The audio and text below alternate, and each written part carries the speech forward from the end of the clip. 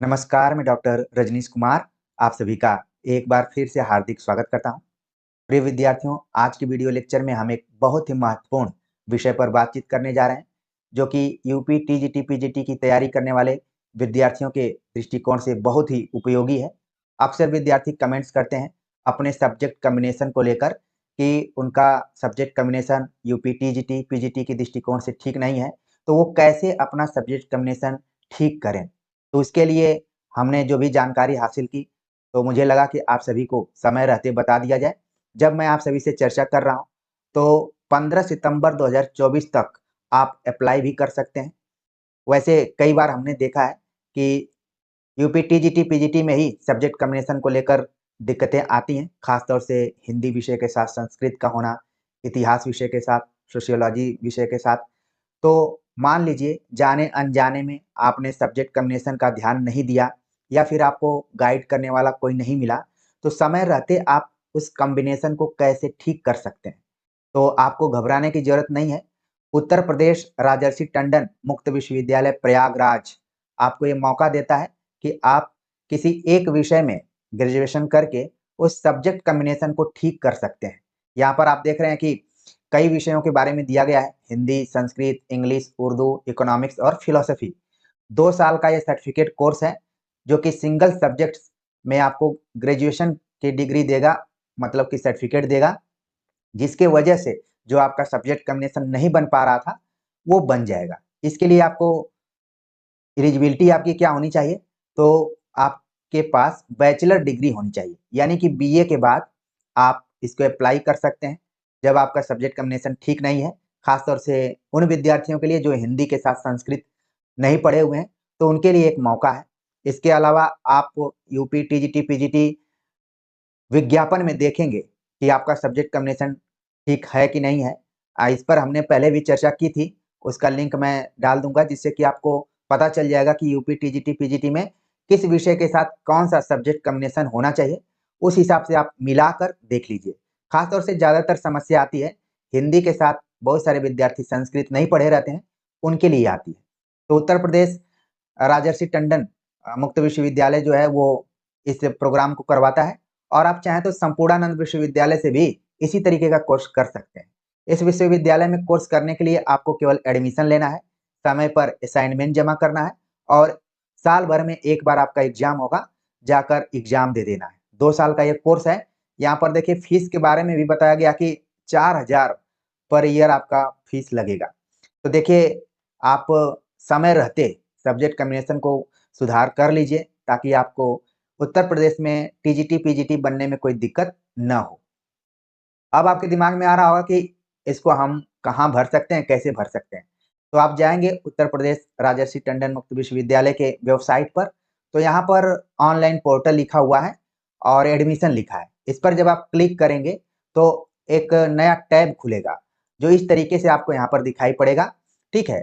इसको जब आप क्लिक करेंगे, तो थोड़ा-सा वक़्त लेते हुए ये फॉर्म यहाँ पर निकल जाएगा, ठीक है? और फॉर्म को भरना पड़ेगा आपको कि रीजनल सेंटर का नाम क्या है। तो जैसे ही क्लिक आप करेंगे तो सेंटर का नाम आ जाएगा।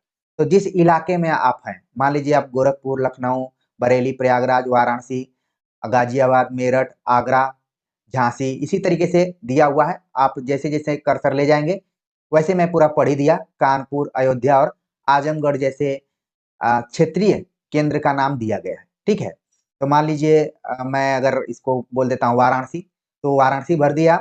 फिर इसके बाद जैसे वाराणसी क्लिक करेंगे, तो वाराणसी ज़ोन में जितने भी उत्तर प्रदेश राजर्षि टंडन ओपन यूनिवर्सिटी के क्षेत्रीय सेंटर होंगे, उनके नाम आएँगे, तो आप आराम से अपने मनचाहे कॉलेज का नाम चुनकर और उसमें अप्लाई कर देंगे। मान लीजिए मैं कोई एक कॉलेज इसमें चुन लिया, बताने के लिए ये सब है, ठीक है? इसके बाद कोर्स है, तो सर्टिफिकेट कोर्स यहाँ पर आपको करना है।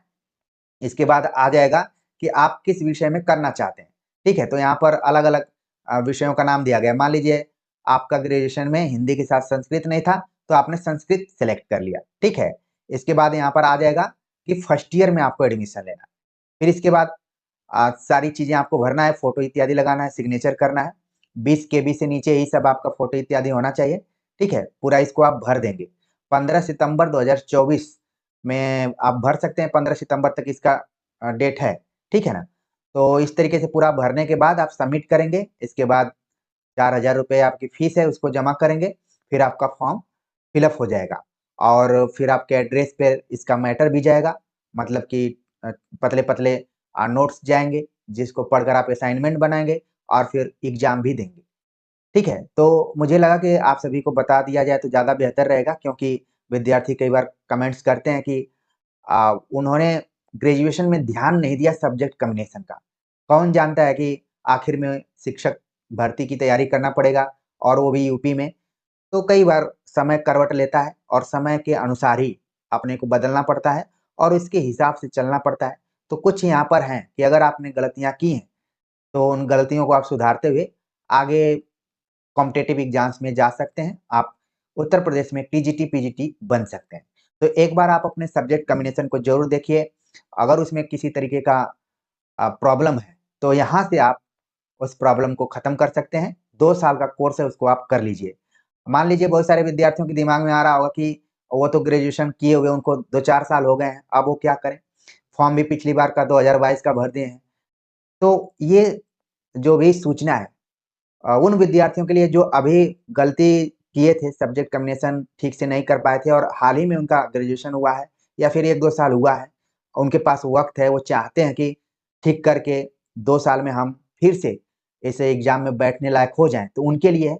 और जिन्होंने बहुत लेट कर दिया है, तो उनके लिए फिर मैं क्या बोल सकता हूँ, फिर भी वो अगर उनमें दृढ़ इच्छा है, तो एक बार इस फॉर्म को भर के फिर से सामान्य विद्यार्थी की तरह वो यूपी टीजीटी, पीजीटी में अपनी भागीदारी सुनिश्चित कर सकते हैं।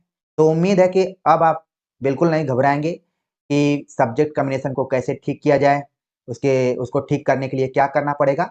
तो यहाँ पर आप उत्तर प्रदेश राजर्षि टंडन मुक्त विश्वविद्यालय में अप्लाई कर सकते हैं और अपना कोर्स कंप्लीट कर सकते हैं। ठीक है? तो आप जाइए, अभी आपके पास वक़्त है 15 सितंबर 2024 तक, बाकी हर साल ये आता है, ठीक है?